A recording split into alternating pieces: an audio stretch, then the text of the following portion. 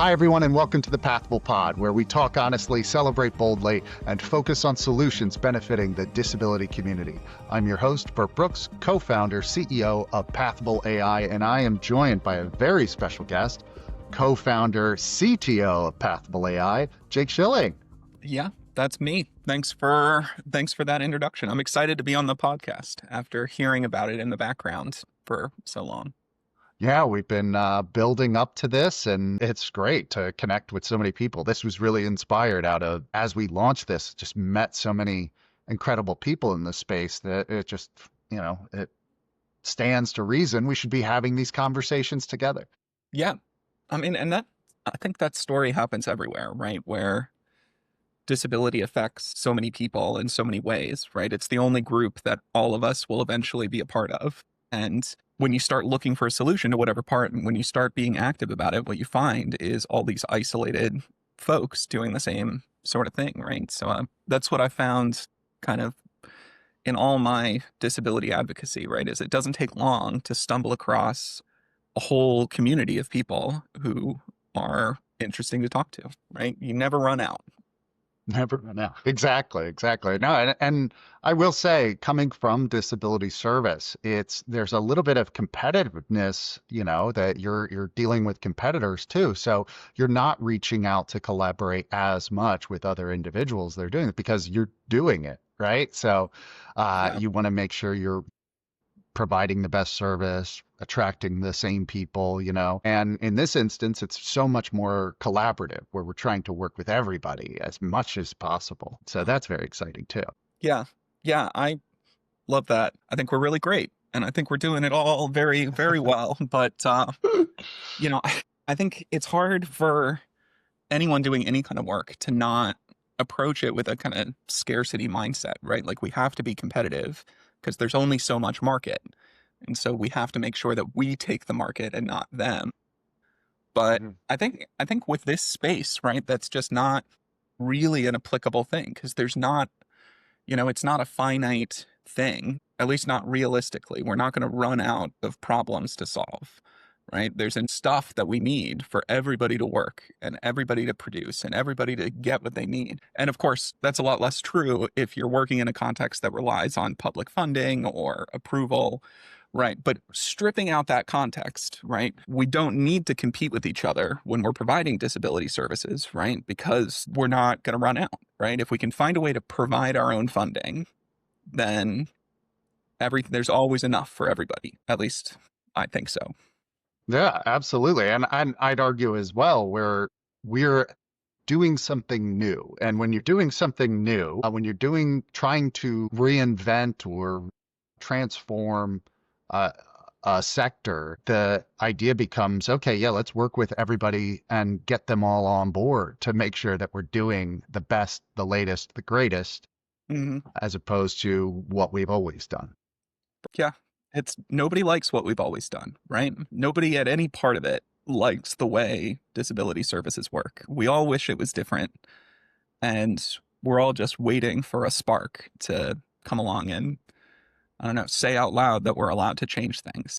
Yeah. So to that point, let's go to what we've done. So yeah, let's introduce yourself, Jake. Tell us a bit about your story. Gosh, man, that's such a hard question because I don't really know where my story starts or where it ends. But I mean, right now, here in the middle of things, I'm a software engineer. And that was something I kind of stumbled into a little bit. I've always been a tinkerer, particularly with software. I like kind of taking things apart and building things. The nice thing about software is there's no financial cost to that, right? You can pull software apart and rebuild it without anything. So I started doing that as a young kid when my mom was getting her master's in software engineering. I kind of read a lot of these books, but I was very passionate about how I was never going to be a professional software person because I wanted it to only ever be an esoteric hobby. So for a long time, I avoided being a software engineer, even though I was always kind of interested in it. And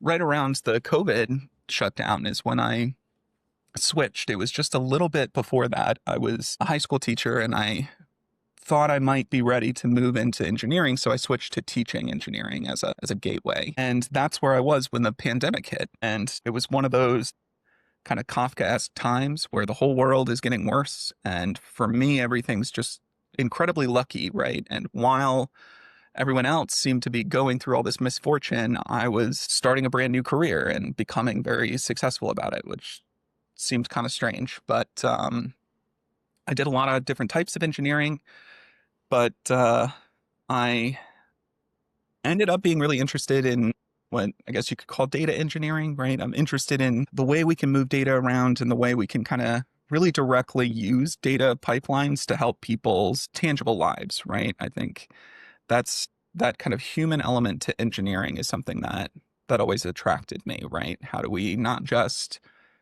take a technical specification and make it a reality, right? How do we take a problem in somebody's workflow and make it not a problem anymore, right? And that's what I've tried to do in my career, right? Try to not focus on providing tech, but try to focus on solving problems with tech. And if I'm going to toot our horn again, I think that's something that we've been really great about, right? So far, we have a lot of ideas about how software can change the world, how software can change this space, but we're still very much focused on the problem, right? We're coming at this environment with a toolbox full of some ideas, some speculation, but that speculation, that kind of tech stuff, that is things that we've been fiddling with, that's really something we de-emphasize, and it's important to me that we de-emphasize it because we're not a tech company, right? We're not technologists. I don't even want to say disability advocates, right? We're just people who are here in the disability community working to make it better, right? And technology is a part of that, software is a part of that, and it's the part that I happen to be able to comment on and work on. It's so funny. I was just watching a video and someone was talking about ADHD, and my ADHD has caused me to have many different career changes and a varied history over time. But this has been an endeavor where I've worked harder, pushed longer, basically taken everything I can and put towards it. And in this video, they were talking about how consequences are so necessary for being able to overcome executive dysfunction and move forward and create something. And I think that's part of why I've seen this shift is because in this community, there are dire issues we've seen, and there are very tangible consequences to not seeing success in this space. And I think we just are looking down the road to see how, yeah, not just how people are disenfranchised now, but how they could be disenfranchised in the future. So being able to focus on that problem Mhm. is not just motivating, right? But it is a way of overcoming, at least for me, this kind of dysfunction that I might otherwise experience. Yeah. Yeah. I have no idea if it's true or not, but I'm going to say it because it feels true to me and it seems true in my experience. But I feel like for neurodivergent folks, there's a stronger tendency to need a connection to your work. Like I really do believe that work for most people and not for everyone, right? It's a really important part of your life and your identity, right? Even, throughout all of history, right? We have people like kind of identifying with trades and even now I want to make a distinction between that and like your employment, your job, right? We don't want to talk about like your job, that's not your life, but kind of the craft that you get to do, the thing you get to do, that's part of who you are. And I think, for a lot of people, the way that modern work separates you from what you're building, right? I think that really is game changing from what work was historically, right? And I think there's that hits neurodivergent folks a little bit harder, right? I really see in myself, and I think I hear in what you're talking about, right? That, it's hard. It's a lot harder to regulate your attention, to regulate your executive functioning when you don't have that kind of connection to the result of what you're working on, right? To the craft of what you're doing. Um, and it's really great that you found a way to do that. Um, yeah, Yeah, that's awesome. yeah. No, it's I. never worked harder on something and paid for the privilege to do it, right? It's just incredible to do this, meet the people we're meeting. I was just making a list of all the organizations we've been communicating with, and I'm not even done. And I think it's 2 pages long at this Hmm. point, just because we've done so much outreach and we've had so many conversations in the space to really narrow in on that. What is the problem we're hoping to solve? And we can't solve all of them all at once yet, but at the same time, you mentioned, right? Craft, career, job, identity. That's one of the reasons we are starting in the employment space, right? Right. Why we're starting in this space, because we're seeing these opportunities come up with AI, but also the threats that are coming down the line. But Yeah. yeah, so let's talk a bit about, you got involved in PathAble AI and how we kind of decided to move forward. Yeah, I guess that's really both of our stories, but I'll start off telling it like it's mine, right? We met on Y Combinator. Um, and actually you were one of the first people I met, right? You weren't the very first, but you were pretty quick up in the founder match feature that they have. So if listeners don't know, Y Combinator, you probably know them as a accelerator, right? But they also have this social media page for matching founders, right? So you can kind of say, hey, I want to do a startup. Can you find somebody? And I had an idea that I thought touched on the kind of same things that you had, right? So at the time I felt really attached to the idea that I had where I wanted to make devices that created independence, right? Like I was thinking a lot in my own life about how how well I'm doing is very episodic, right? Where I'll go kind of months where things seem fine and I can be a part of the world and things are almost normal, right? It almost makes you forget that I'm disabled, right? And then I'll hit months at a time where leaving the house is a struggle, right? So kind of at that time in my life, I was at a midpoint swinging between those. And I was thinking about how hard it is that when you need your support system, when you need your community, is really when it's hardest to reach out. So I was thinking about ways to automate that, right? Like could my phone detect that I'd been doom scrolling and send a text to my brother to tell him to check on me, right? And so I was thinking about that, and I had talked to a couple of people about it, but when I met you, right, you had a more fleshed out version that was touching on the same things, right? So it wasn't really hard to let go of this idea that I had because, at the end of the day, right, I didn't want to be a technologist, right? I wanted to solve these problems. And I think as soon as you described to me what you were hoping to accomplish, it seemed like a much bigger problem to address and almost like a much more achievable goal too. So we decided to go for it. And, honestly, it was a real shockaroo for me when it started to take off. I know the people who are interested in being founders, right, have tons of times where you agree to do a project. And I think there was an implicit assumption that this would be like all of the other projects I had become a part of, right, where it would be a fun couple of months where we check in and daydream together. But it wasn't like that because you're amazingly talented and just built up a community and hype right away. And yeah, I mean, and that's where we are now, right? I don't know what it was like from your perspective, how this whole thing got started, because you were in it a lot longer than I was. Right. Well, I mean, that was a big part where and thank you, by the way. I Yeah. appreciate that. When I hopped onto Y Combinator, the founder searching platform, really, I had no real idea even what Y Combinator was, honestly. I was there specifically for looking for technical expertise, looking for technical expertise, looking to speak with people and learn. But in my process, I really found out more, started to learn because this is a whole new world for me. The startup world, the for-profit world, technology, everything is just entirely new to me because I've spent my entire career in nonprofits. So being in a nonprofit service organization, going from direct service up to executive roles, I've been in a bubble.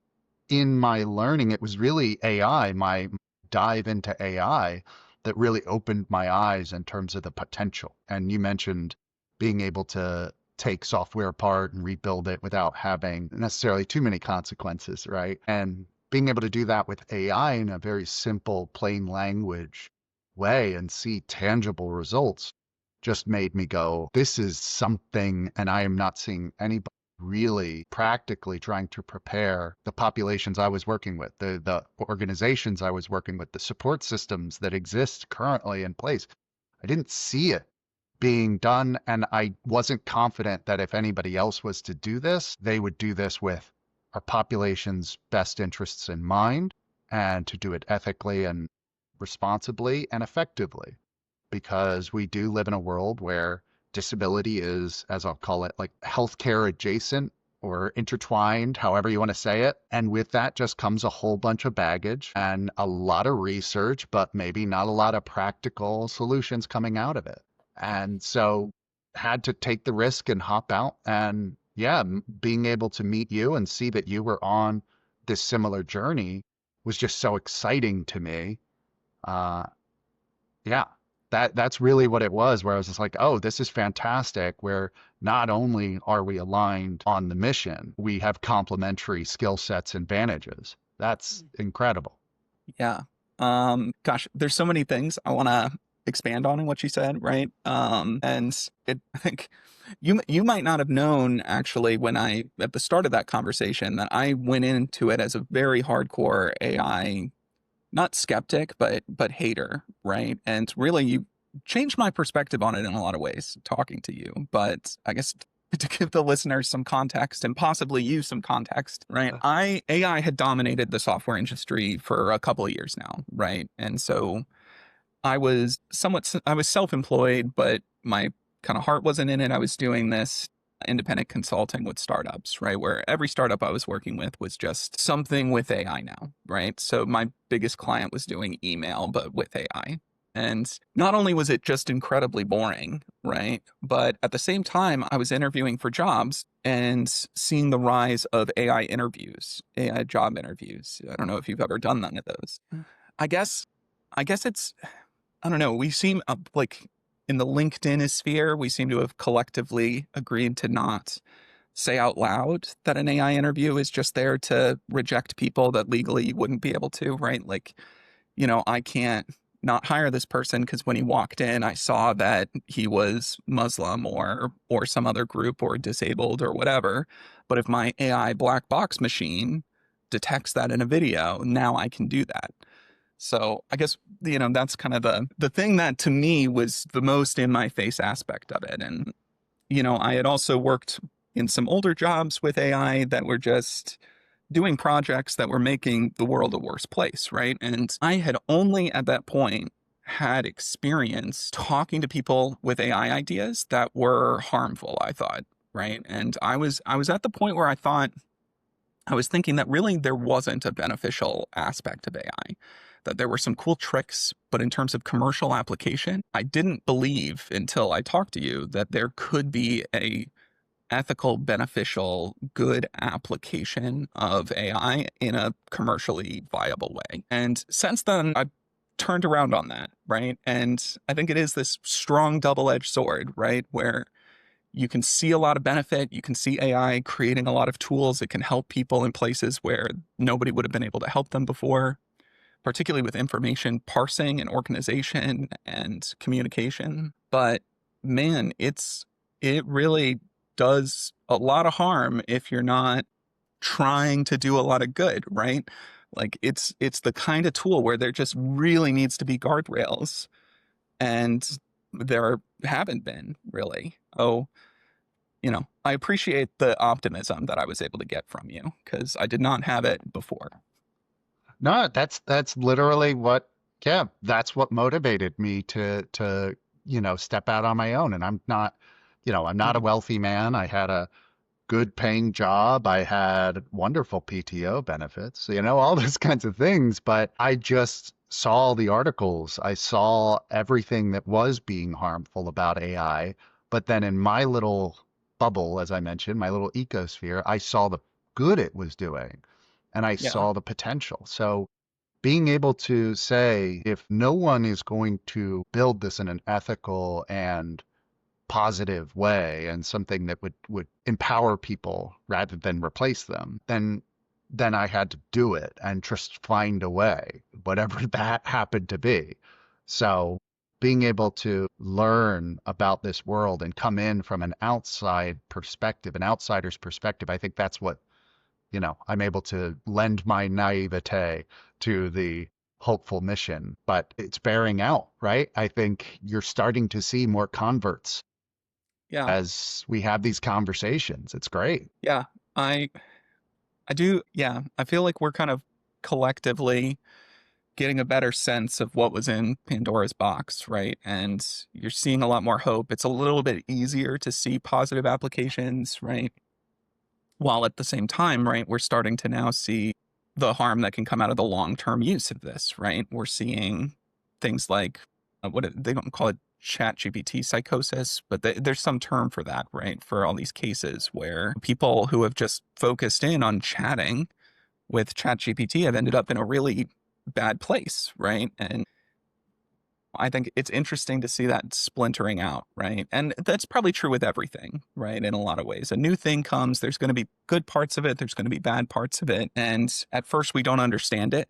So a lot of people are going to be like me and just say, well, I don't understand this thing, so it's probably all bad. All I know about it is that there is some bad aspect to it. And now I think we're starting to see, just like with alcohol, maybe, right? Possibly ways we could put some guardrails. We're starting to see more specifically what the harm can be. We're in a position now where we can start to research like long-term use of AI or use of AI in certain places. And that's giving us a way to kind of put boundaries on where the ethical lines are, where the safety lines are, and you know, pull the benefits out of that. Right, right. Yeah, that was kind of the place where it's if the public sector isn't necessarily going to do something, then the private sector needs to step up. Mm. So here we are, right? Yeah, I feel like this is gonna, 100 years from now, this will be the tobacco lobby when people look back on it, with maybe the exception that there is something we can extract from here, right? But I think we'll look back on OpenAI, XAI, on all these companies, right? And we'll talk about them Mhm, the same way that we talk about the cigarette companies in the 60s, right? mhm. And I'll look forward to that, right? To where we've taken the nutrition out of this thing and we've figured out a way to do business with it, right? To do business in Right. the way that it should be done. I mean, Yeah. the example we always give, right, is with web accessibility Hmm. compliance, right, where it just took so long to get it on everybody's radar, if it even is any longer. I mean, I know things are coming down, Title II and all sorts of things, but where is the AI accessibility? If it's going to be the de facto tool for work and citizenship, how do we make Hmm. sure that everyone can benefit, use it, but not be harmed by it all at the same time? Yeah. Well, honestly, I think we have the solution, because, well, I don't know. That's not a coherent thought, but Well, let's get into that then. Let's make it a coherent thought. yeah, Let's say, yeah. what is the problem we're looking to solve and the solution we're developing to solve it. Yeah, and it's interesting because, we started our conversations so heavily in AI, and that's kind of, I think, why telling this story, we lean towards leaning into AI, but AI is really not the essence of what we're doing, right? It's part of it. It's on our minds, right? But like I was saying before, we're not technologists, right? We're people who have some theories about what might help, and we're bringing the tools, but we're ready to all we care about is the problem, right? And if any of our tools stop working, we're going to just get new tools, right? Yep. And, Yep. so we've zeroed in on this vocational rehabilitation space because you have your experience as a coach, and at the time I was a participant in the same kind of program.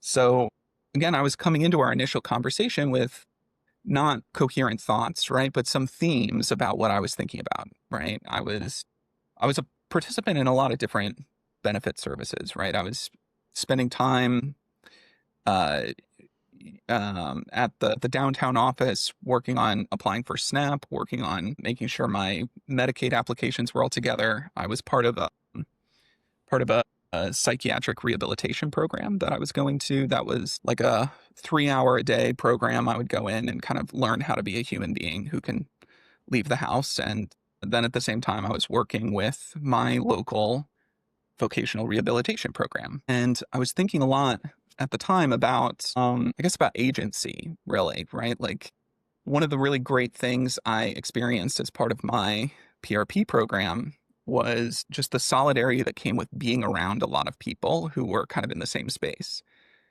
But, there's some practical realities to cramming in a bunch of people into a room, right? You start to have to impose a structure and start to have to kind of find formal ways to organize, right? And I remember kind of being in this room feeling a lot like none of us had any agency, right? Because the necessity of organizing all of us, right, made it so that all of our care programs, right, all of our plans, right, were really, we agreed to them. We were there in the conversation, but it was really hard to be an active participant in your care plan, right? It was a lot of the people who were helping to develop these plans were struggling to explain them in a way that everybody could understand, right? Just because of folks coming in with different developmental challenges and things like that, right? And if you can't understand what your care plan is, right, then you're not a participant in it, as far as I can tell. And I didn't have an idea about how to fix that problem, but I really wanted a world where anyone in a care program, anybody who's reaching out to the community,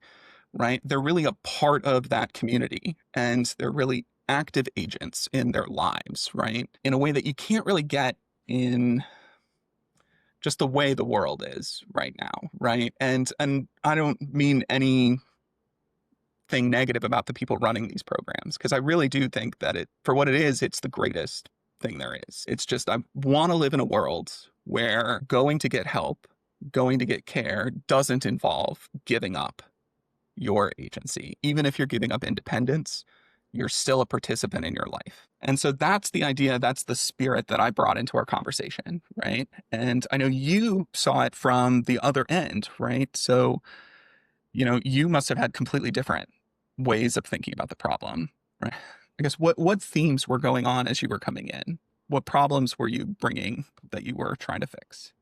I just spent so many years where the problems were the same and persistent for the staff and ultimately, of course, the participants in these programs, where the staff are so dedicated, they want to make a difference, but I did not see the tools, the resources that were needed. And whenever we would go out and try to advocate for higher rates or better working conditions or higher pay, anything along those lines, it was its own effort. I mean, campaign after campaign after campaign of trying to move the needle and only seeing moderate gains, which did not keep up with the pace of the need and the Yeah. rising need for support. So I just found it untenable, but I didn't have a solution, right? But once I started working with technology, once I was through a few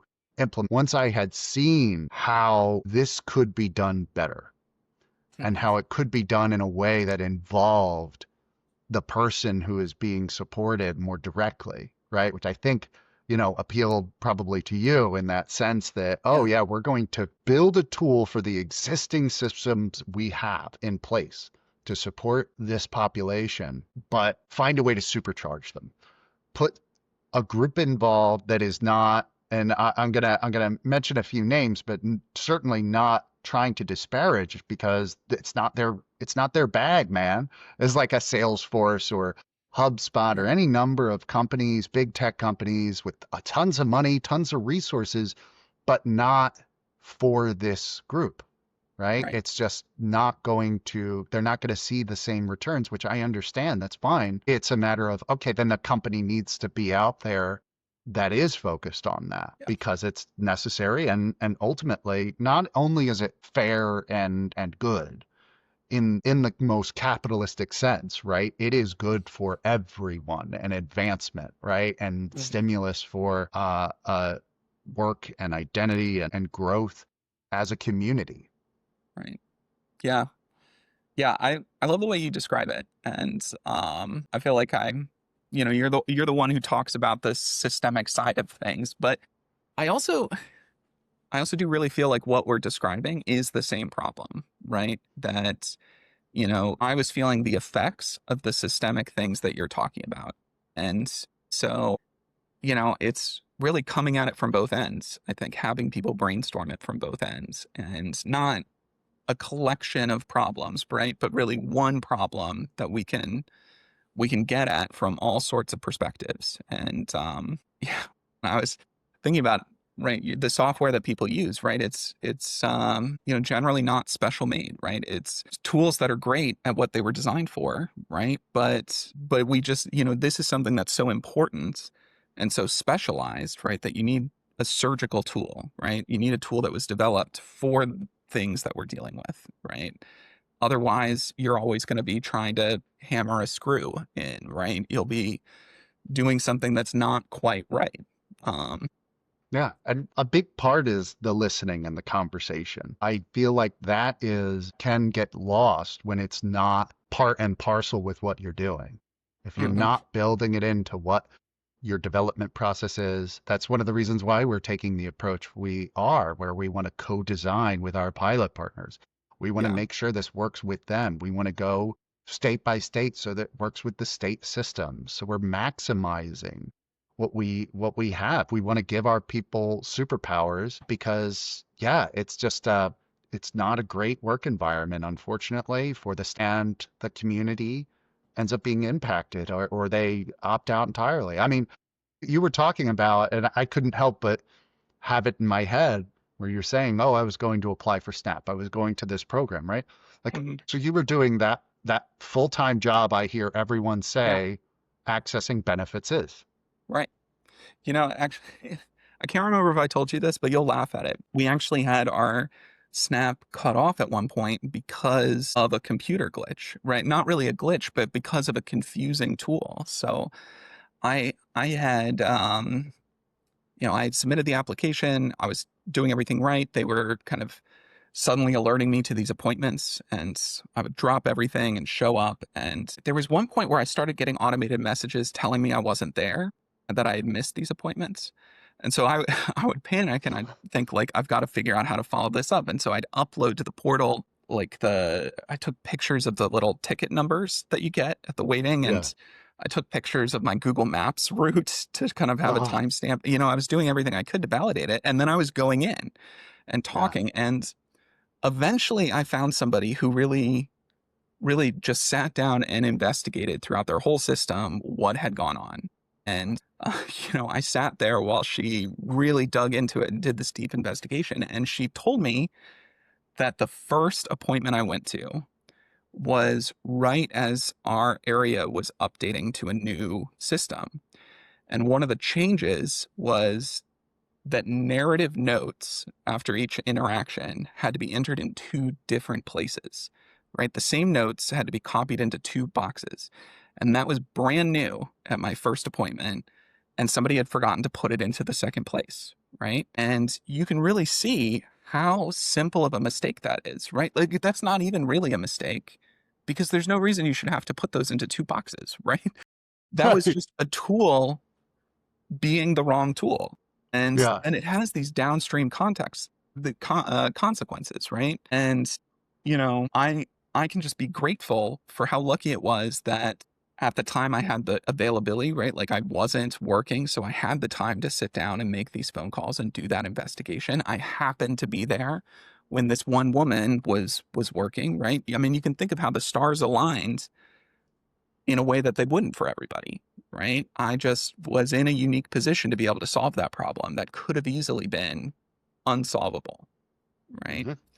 Hmm. And all because of the wrong tool, right? Just a tool not doing what it needed to do. So, I really believe that,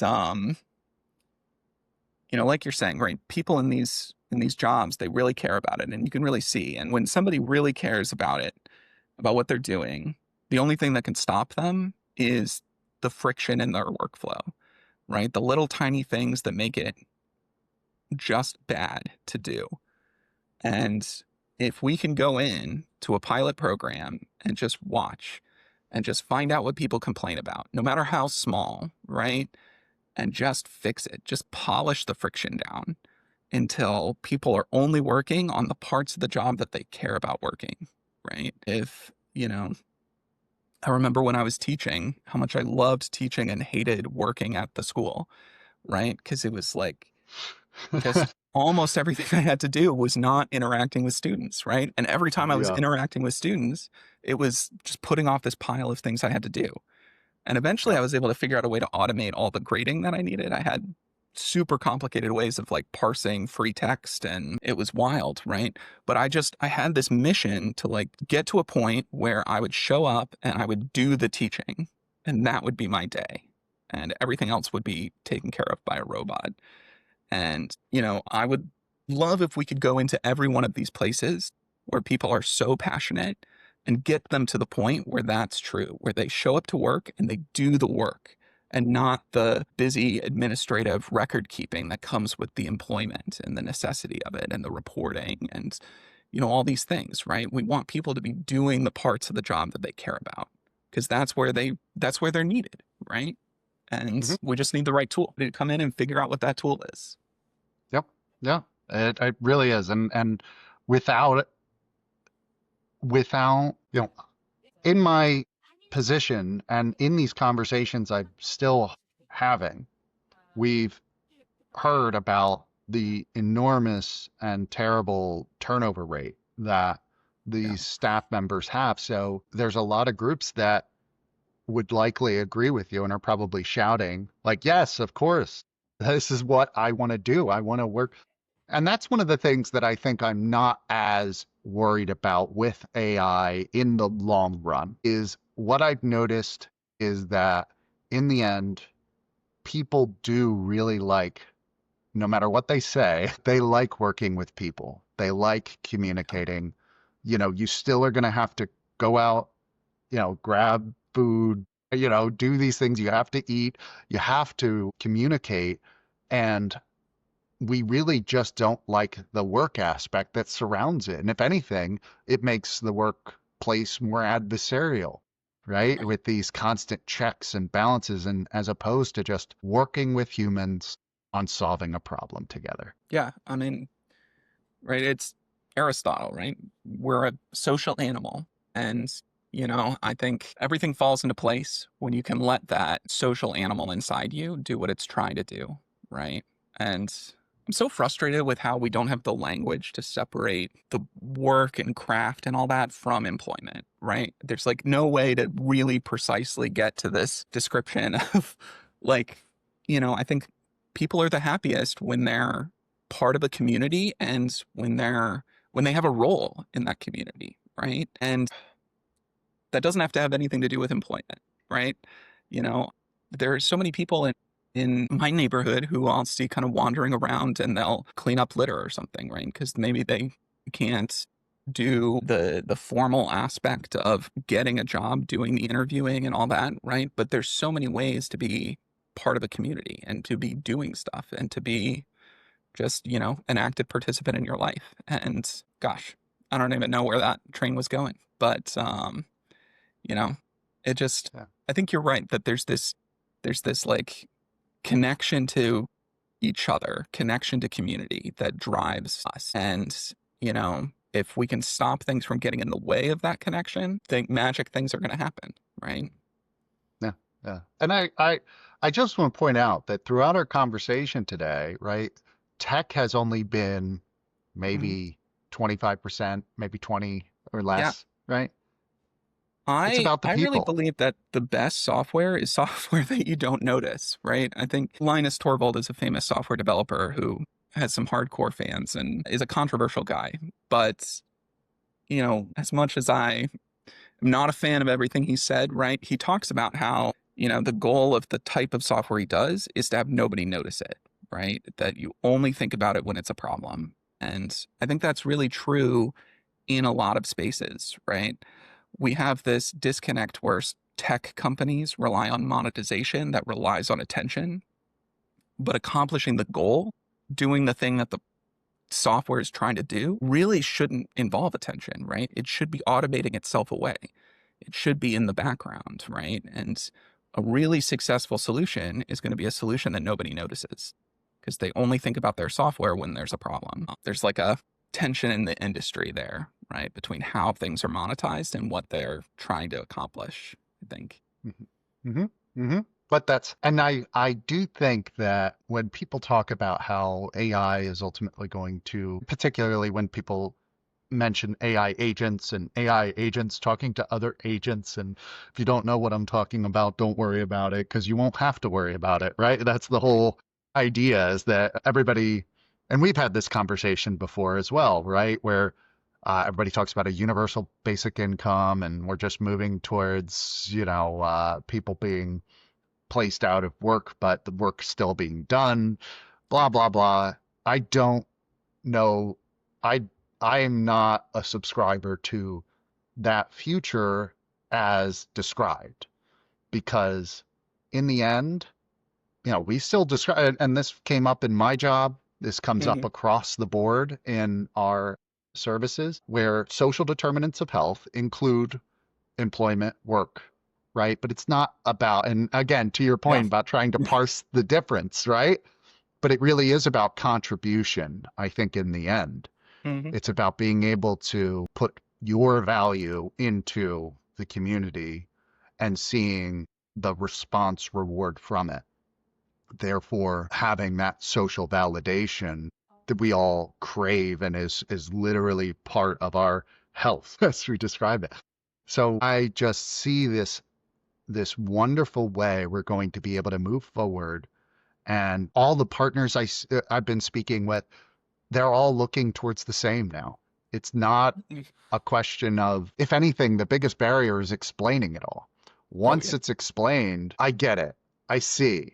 And I'm going to start stealing what you've said, where it's that idea of separating the work, where it's like, look, don't do the work, contribute, Yeah. right?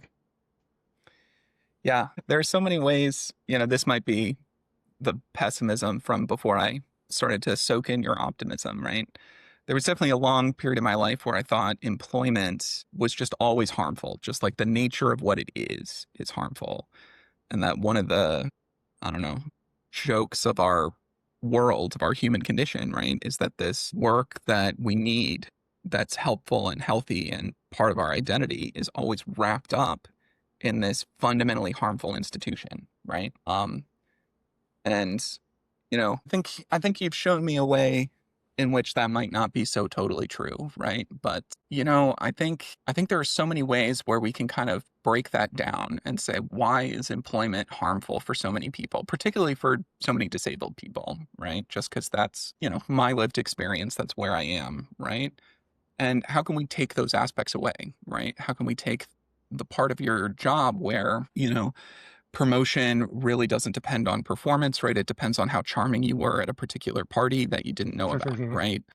Hmm. Or, you're at one of these companies that does what they call a cultural interview, right? And that pretending that that's not a way to weed out neurodivergent folks, right? Now, if we can kind of like tear down those barriers, right? Because really, sorry, this is me jumping all around again, and maybe you'll edit me to sound more articulate, right? But that person who's promoting the most charming person, the one who talked to them, right?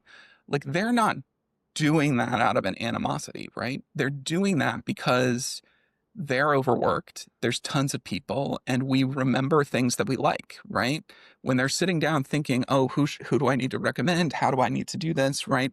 There's just no way that a human being can sit down and sort all that out in a really objective way, right? But the more you automate, right, and the more we can kind of take away these institutions that require that sort of thing, right, the more we can get to real human connection between everybody, right? And part of that might mean helping disabled folks assimilate, right, in a way where we can kind of like remove the barriers that make it difficult to, I think a lot of people would say that I'm suggesting that we remove the barriers that make it difficult to mask. But really, I don't, masking carries a connotation of being compulsory, like you have to hide. And really, I just think it's like a privacy thing, right? We're enabling disabled people to be private if they want to be, right? To communicate in a way that doesn't expose them, right? Or Yeah. not that Not I think not anybody should, negatively. right? Yeah. So it And won't negatively impact them. right. And, all everything I'm thinking about is going to come down to we just need the right tool, right? We're wasting so much time by using the wrong tools for things. And that waste has real human consequences because our lives are being controlled by these people in positions of authority who are making decisions out of being burned out, who are making decisions about people they're not connected to, right? Because they're in some office at corporate headquarters and the people that they review are on the other side of the world or something, right? Like there's all these systemic barriers that prevent the sort of real human connection that folks want. And, if we can just find ways to automate those barriers away, to stop that burnout, to get people to a place where they're able to be inclusive, where they're able to have the energy to be inclusive, I think we can get to a world one day, the sort of world that all of us really do want to be in, right? That, if we all agree on the goal, if we all agree on what the goal is, right? Why aren't we there? We're there because Hmm. we're not there because we don't have the tools, right? And we just need the tools so that we can all get to where we want to go. Yeah, yeah, because we're not going to be able to stamp out ableism, at least in the immediate future. That's not going to Right. happen. We're not going to be able to change minds and hearts over even years. But giving people, back to our original conversation starter here, giving people agency so they Mhm. can live the lives they want to live without being as negatively impacted Yeah. by the views of those around them and the situations of those around them. It's going to make it better literally for everyone. Yeah. Rising tide lifts all ships, right? We're all going to get there. And this just happens to be the place where you and I have enough experience and enough intrinsic motivation to address this part of the problem. We'll lift that tide up. We're going to lift all ships and create a place where it's just a little bit easier, right? Where, living as a disabled person, maybe it's not just an endless onslaught of horrors, right? Maybe there's some reprieve in there. We can make something, some part of this world a little bit more comfortable, Then maybe in 100 years, another group of people will come along and they'll take the next step and we'll just keep moving that needle in the little bits of ways that we can. Absolutely.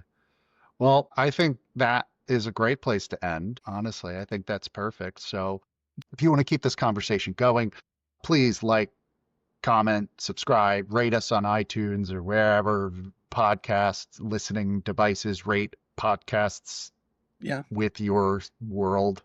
I don't know. I'm not going to pretend to know everything Smash that that like goes on. button if you Smash like that like button. accessibility.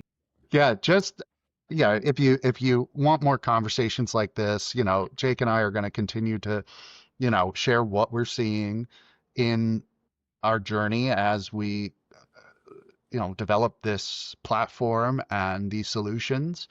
We're not going to stop with one. We're going to continue to grow and just make a better world for everybody. So if you're in, get in. I don't know if I'll keep that. I might just Yeah. adjust it. But anyway, no, I think that's great. I think that, Yeah. these kinds of conversations are not the ones I'm hearing, right? Right. Yeah, I feel like that went really well. Like I think we had a good rhythm and I think we communicated a brand